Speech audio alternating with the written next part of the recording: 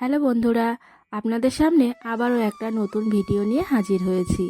আর আজকে এখানে রান্না হচ্ছে খিচুড়ি। আমাদের বাড়িতে সকলে মিলে আমরা আজকে খিচুড়ি রান্না করছি। তার একটা কারণও আছে, কারণ আমাদের পাড়ায় যত বাচ্চা আছে সবাইকে আজকে আমরা খিচুড়ি খেতে দেব। এজন্যই তার আয়োজন চলছে। আর বাড়ির সকলে মিলে কাজ করলে দেখবেন সেই কাজটা খুব ভালো হয় আর আনন্দও হয়। আর প্রথমেই এই হাঁড়িতে আমরা বাঁধাকপি এবং ফুলকপি জল ও লবণ দিয়ে সিদ্ধ করে নিচ্ছি, কারণ কপিটা আগে থেকে সিদ্ধ না করলে কেমন একটা কাঁচা কাঁচা থেকে যায়, ওজন্য এই প্রসেসটাই আগে করা হচ্ছে। আর এইদিকে সব সবজিগুলো কাটাকাটি চলছে। সবাই কিন্তু খুব আনন্দের সাথে কাজ করছি আমরা।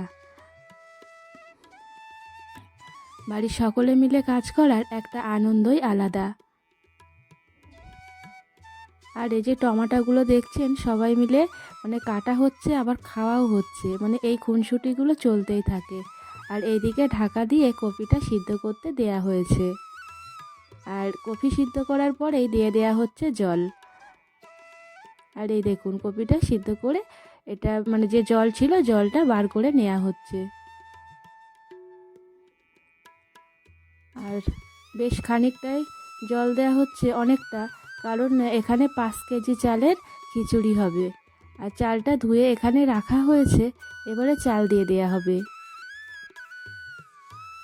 আর এইদিকে আমার এই কাকাটা এত সুন্দর নাটক করতে পারে, উনি নাটক করছিলেন, আমি ভিডিও করছি। আর কথাগুলো শুনলে হাসতে হাসতে আপনাদের পেট ব্যথা হয়ে যাবে। আর এদিকে চাল কিন্তু দিয়ে দেওয়া হয়েছে, কাঁচা লঙ্কাও দিয়ে দেওয়া হয়েছে। এবারে আমি হালকাভাবে নেড়ে নিচ্ছি। আর এদিকে আগুন দেখুন কেমন গনগন গনগন করে জ্বলছে, কারণ বাঁশ ধরিয়ে দেওয়া হয়েছে। আর এই যে তেজপাতাগুলো খুব ভালোভাবে ধুয়ে নিচ্ছি, কারণ তেজপাতা না ধুলে তার ভিতরে অসংখ্য নোংরা থাকে, এজন্যই খুব ভালোভাবে ধুয়ে দিয়ে দিলাম। আর এই যে ডাল, মুসুর ডাল, এখানে আজকে আমরা এক রকম ডালই দিচ্ছি। অনেক রকম ডাল দিলে কিন্তু খিচুড়ির টেস্টটা আরও ভালো হয়। আর এই যে ডাল প্রথমেই ধুয়ে নেওয়া হচ্ছে।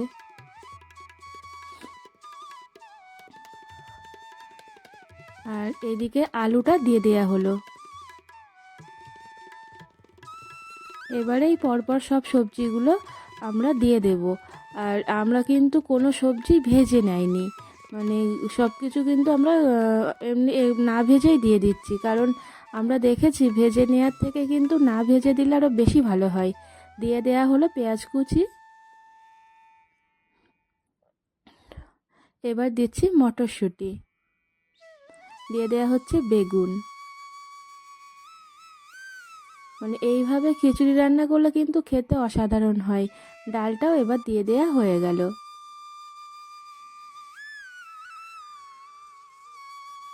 এইভাবে কিন্তু আপনারাও ট্রাই করতে পারেন, দারুণ হয় খেতে। আর এবার দিয়ে দেয়া হচ্ছে সরিষার তেল, বেশ খানিকটা সরিষার তেল দিয়ে দেয়া হয়ে গেল।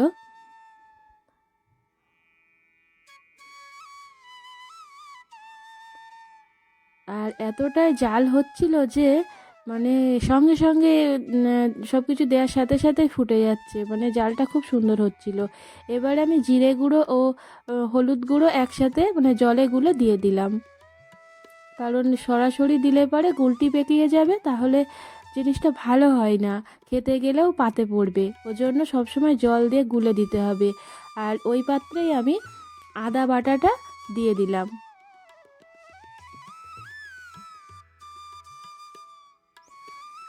এবার শুধু নাড়ার পালা।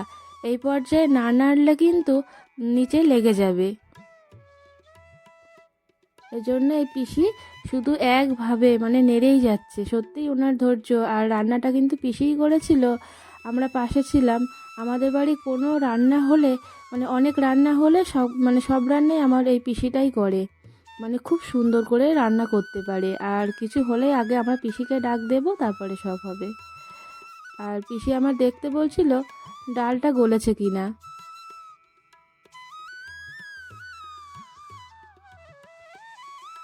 হ্যাঁ, ডাল গলে গিয়েছিল। এবারে পিসি বলে একটু ভালো করে জাল দিতে। আর সেইভাবে আর এবার দিয়ে দিল টমেটো, কারণ সব কিছু গলে না গেলে টমেটো দিলে আর কিন্তু ওগুলো গলবে না, কারণ টমেটো যথেষ্ট টক।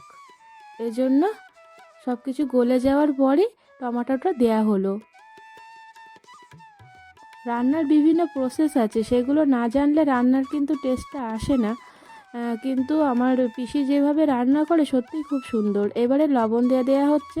আগেও কিন্তু লবণ দেওয়া হয়েছিল, কিন্তু চেখে দেখা হলো যে লবণ একটু কম হয়েছে, এজন্য আবারও একটু দিয়ে দেওয়া হলো।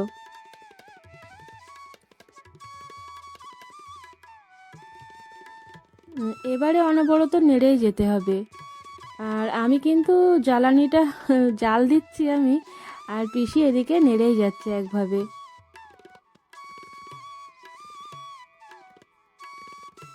আর এই দেখুন হয়ে গেছে, খিচুড়ি একদম রেডি।